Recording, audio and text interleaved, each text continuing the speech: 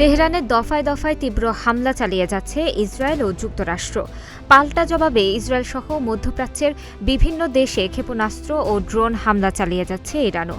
এরই মধ্যে Ayatollah Ali Khamenei হত্যার প্রতিশোধ নিতে ইসরায়েলে হামলা চালিয়েছে লেবাননের সশস্ত্র গোষ্ঠী হিজবুল্লাহ। এরপর লেবাননে ব্যাপক হামলা চালিয়েছে ইসরায়েল। এমন পরিস্থিতিতে সংবাদ মাধ্যমের মুখোমুখি হয়েছেন ইসরায়েলের প্রধানমন্ত্রী বেনিয়ামিন।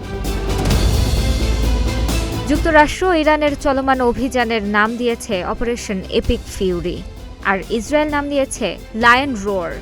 শনিবার থেকে এ পর্যন্ত ইরানের ১৩১টি শহরে হামলা চালিয়েছে ইসরায়েল ও যুক্তরাষ্ট্র। তবে গত রবিবার প্রথম রাজধানী তেহরানের প্রাণকেন্দ্রে হামলার দাবি করে ইসরায়েল বাহিনী। আর দিন দিন হামলার তীব্রতা বাড়ছে, মরছে বেসামরিক নাগরিকও। এ নিয়ে প্রশ্নের মুখোমুখি হয়ে নেতানিয়াহু বলেছেন, ইরানের বিরুদ্ধে চলমান যুদ্ধ কোনো অন্তহীন সংঘাত নয়, বরং এটি অঞ্চলে শান্তির পথ উন্মুক্ত করবে।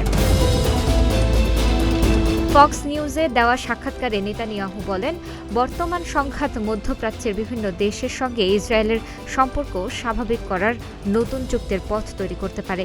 দীর্ঘস্থায়ী যুদ্ধে জড়িয়ে পড়ার আশঙ্কা উড়িয়ে দিয়ে তিনি দাবি করেন, এই অভিযান দ্রুত ও কার্যকর হবে।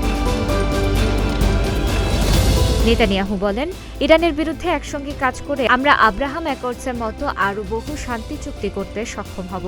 এটি কোনো অন্তহীন যুদ্ধ নয়, এটি শান্তির দ্বার। মানুষ যা বলছে, বাস্তবতা তার ঠিক উল্টো।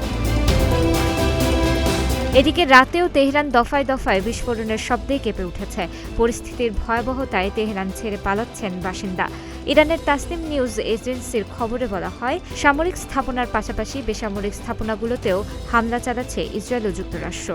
যেমন তেহরানের রেভলিউশন স্কোয়ারের কাছে হামলার প্রতিবাদ জানাতে সমবেত হয়েছিলেন ইরানিরা। ওই স্কোয়ারের কাছেই বোমা বর্ষণ করে ইসরায়েল। এছাড়া শহরের নীলোফার স্কোয়ারে ইসরায়েলের হামলায় ২০ জনের বেশি ইরানি নিহত হয়েছেন। থেমে নেই ইরানও। মঙ্গলবার রিয়াদে অবস্থিত যুক্তরাষ্ট্রের দূতাবাসে ২টি ড্রোন হামলা চালানো হয়েছে। সৌদি আরবের প্রতিরক্ষা মন্ত্রণালয় প্রাথমিকভাবে তথ্যটি নিশ্চিত করেছে। এক্সে প্রকাশিত এক বিবৃতিতে মন্ত্রণালয় জানায়, এ ঘটনায় সীমিত মাত্রার অগ্নিকাণ্ড এবং ভবনের সামান্য ক্ষয়ক্ষতি হয়েছে। এ ঘটনার পর নিরাপত্তা জোরদার করা হয়। পাশাপাশি জেদ্দা, রিয়াদ ও জাহরানে যুক্তরাষ্ট্রের মিশনের কর্মীদের জন্য পরবর্তী নির্দেশ না দেওয়া পর্যন্ত জারি করা হয়েছে নিরাপদ আশ্রয়ে থাকার নির্দেশনা। প্রতিদিনের বাংলাদেশ।